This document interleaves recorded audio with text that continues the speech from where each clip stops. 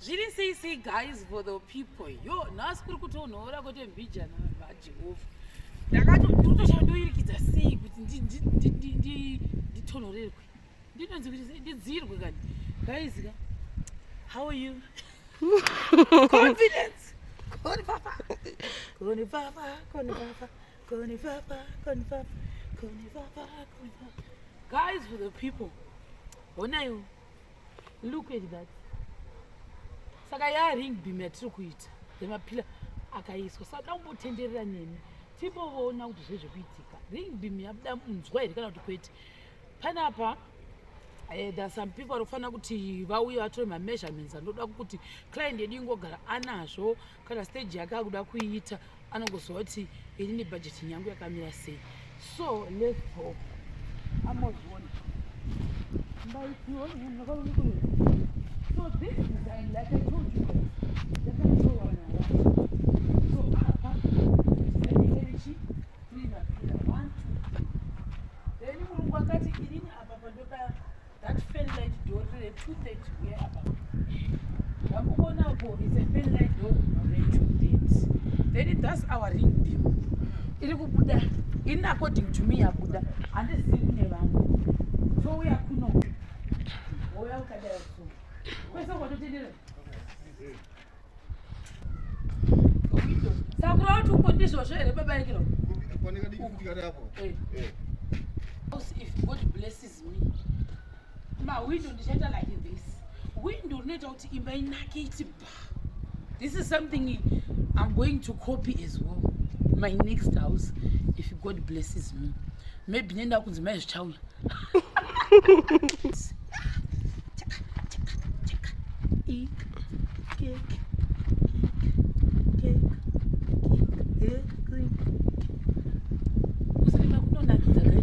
I didn't know. Don't walk with it. Don't walk with it. Yeah, Papa. One I shall there brought Pakashandwa, guys. Pakashandwa is not over it, then I must afford that. Hello. Let's go. So panapa ndo pachaita pachaya pillar. So this pillar is rinda panapa. Saka ichamukona ichi chinde chepachimini. Na pachaya chimwe chauya papa chinde chakaita design. Apa panouya rimwe pillar pakona panapa. Saka pakati pa mapilla chamukona izvi. Patoiswa iyi. Zvakumeka sense.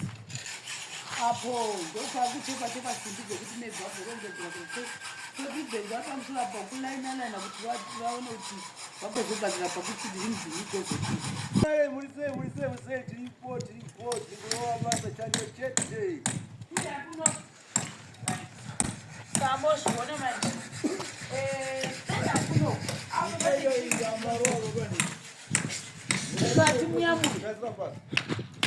Then up, Patibanap, chimney, in Panap, Yambukonai. So this is a chimney, I'm putting a go down cocoa, Shashra chapter says. So lounging home, this is the chimney. Right. Kukukuku, such a biswa jaco, to end and open space. This is how to make a sense. Because my father, our place here, Muslim machine vision. Project our place, just not. And this thing, you think that this is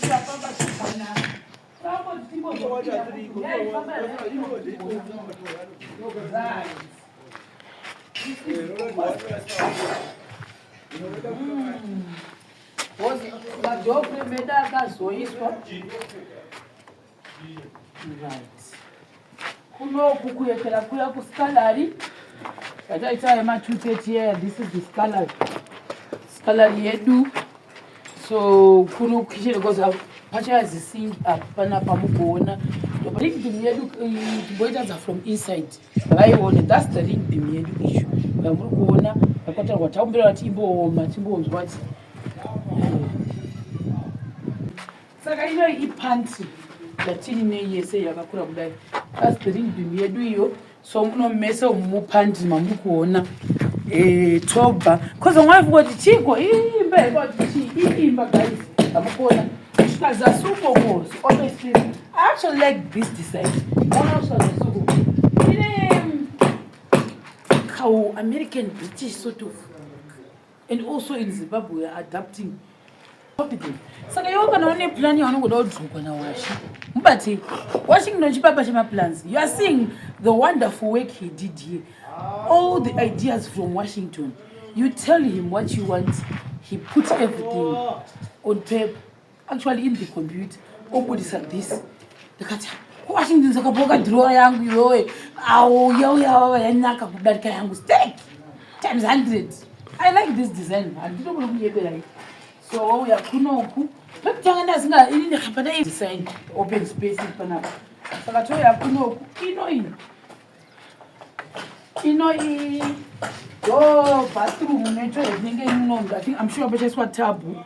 In a chamber, maybe in shower. I'm not so sure. The chapamba say, Papa, plumber shower and I or to the designer chicken camera say, but save 2 bedrooms.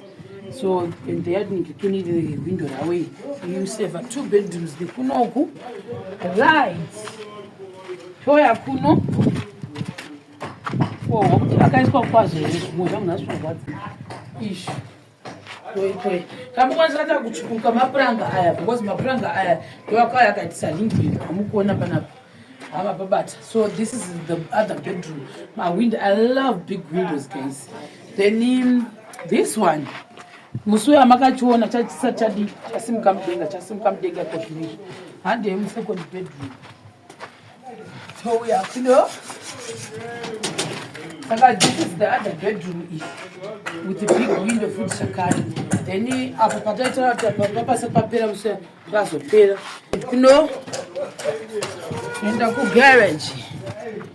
Let's go. Yes, don't have to. So I'm not going motor 2. You want to see this kushana mukuzwa pasiti. Asa zapera kushanda. You are seeing Washington kwa ari ukoko. Ndio kuningo uchitendera imba. Imagine saka kutendera kudai. At least kana kuno gazi roko na kuona zviko kuti saka ndio design yacho right kuseri kwati chibotendera chinene kuseri kuzokwa asata kuona so dori yana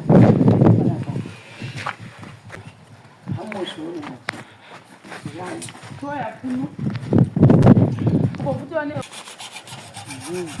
kuna ngwari kubadzi kuti mbai yapita zvakanaka kudai so kana zvipa plani nokuna zvoti zvichafamba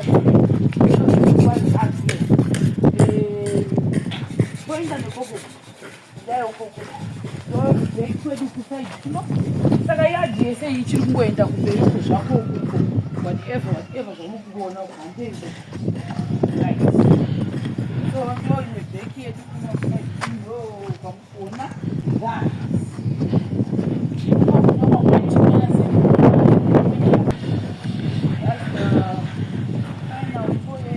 most of them are talking about behind the scenes.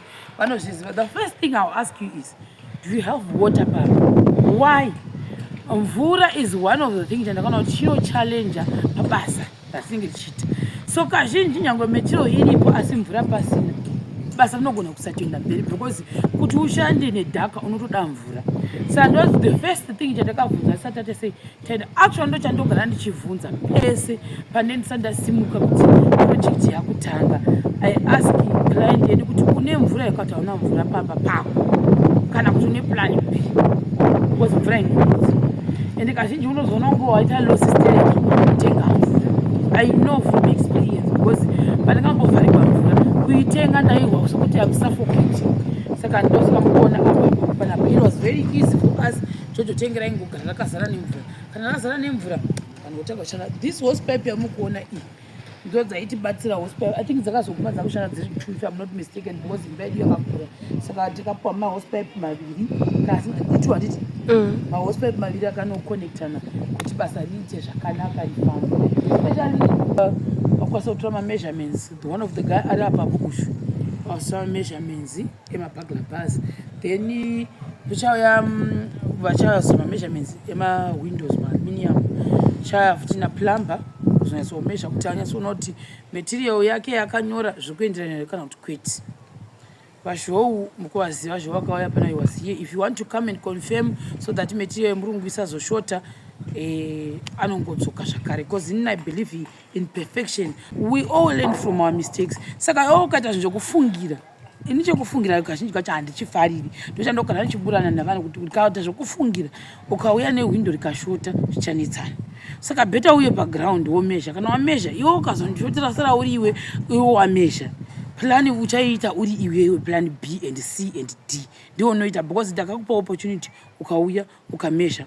Wapepa pane ndipo initial kuti muromo wangu ungo uchishanda uchikurepresenta hemi makastoma.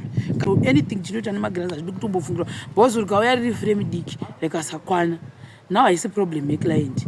Iwe ndiwo katimezhera sei izvozvo zvoreva kuti iwewe chitiitirewo plan kuti uti udzotoita sei neframe rawakamezha rikashota. Ndosaka ndichizoti ini hangu plan handinyanyi kuda kushanda naye, ndoda kuti munhu uye pani uya umezhe.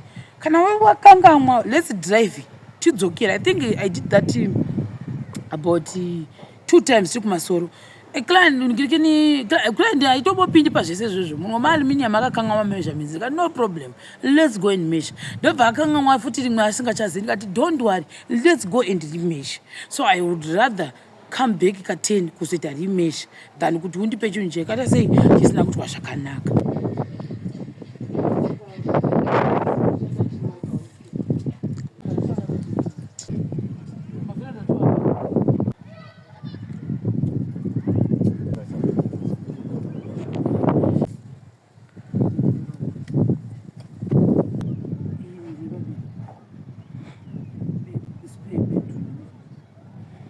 Wakangamwa kunyora futi kuti chiyekera kudrowe chimwe chinoita spray bed. Ndombodrowe ichi apa pandechepa spray bed. Zvokuti zvakanaka. Saka